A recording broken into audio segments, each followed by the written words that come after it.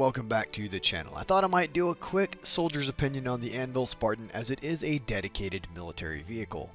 Now, first and foremost, the Spartan is a great LTI token. For $65 war bond, you can get an $80 value with LTI, and you can upgrade this into another ship you would like more, as well as transfer that shiny new LTI to that ship. Now, moving on to the Spartan. The Spartan is our first official armored personnel carrier, or APC. It fits perfectly within the pantheon of modern day APCs as it pulls directly from the Russian BTR-80, but even more accurately it seems to pull almost directly from the Dutch-German developed Artec Boxer. Now, having firmly established that this vehicle is not too big for reality, let's talk about the Q&A and what we have learned. First, as to why you would choose this vehicle over a smaller dropship option to approach your target.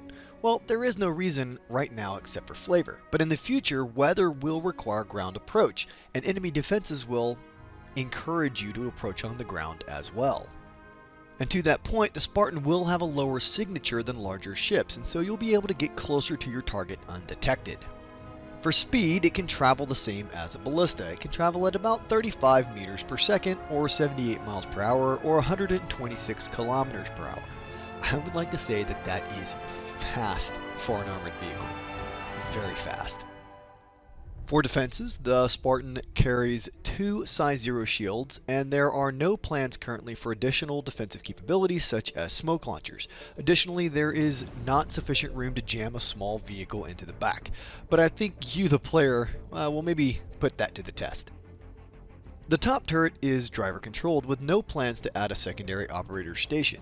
I'll pause here to say CIG, that's a mistake.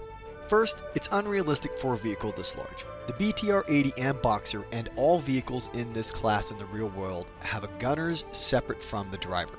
And there is room in the Spartan.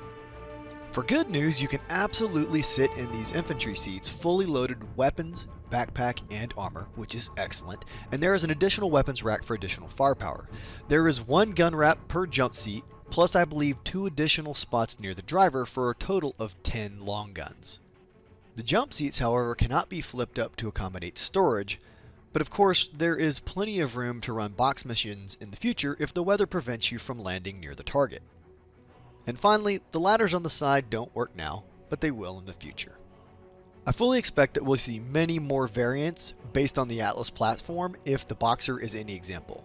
Oh, and one more thing, CIG did say there is a refactor coming many moons in the future for ground vehicle movement, but for now, no changes will be made. Now, that is it for the Q&A, but I have a challenge for CIG. The Spartan is an excellent addition to the ground vehicle pantheon, but for the vast majority of players, it is too big. I submit this challenge to you. Take the RSI rover, militarize it, add armor, give it 6 total infantry jump seats, remove cargo capability, and to make it competitive with the Spartan, maybe give it 3 size 0 shield generators at the cost of the additional infantry carry capability. This will provide a much more transportable APC for players, and many more players will be able to move it and play with it and probably buy and keep it. And that's it. Don't forget to like and sub. Come check out a.m.m.o. Links, as always, are in the description down below. Thank you for spending your time with me, and I'll see you in the next one. Later. With courage. For honor.